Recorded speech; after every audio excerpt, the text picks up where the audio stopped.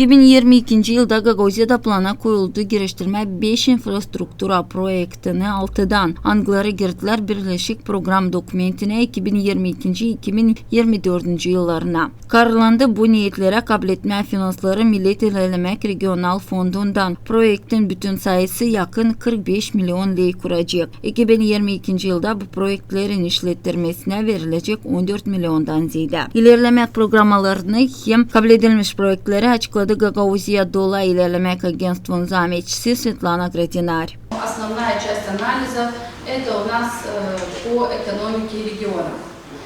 Здесь мы отразили динамику количества предприятий в Гагаузии.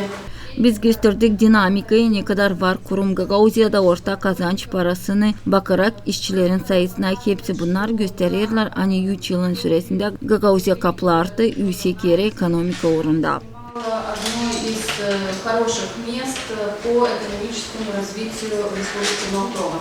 İnfrastruktura Ministerliğin Politika Bakanı'nın başı Igor Malay nişanı da regional programması 2022-2024 yıllara uyar millet приоритетlerine. Я прошу, чтобы региональный проект, который будет представляться для анализа последующие, скажем так, конкурсы. Size isterim ki regional projektlerin anglarını vereceğiniz analiz için katılsınlar kolaylıksız hem başka insanlar da.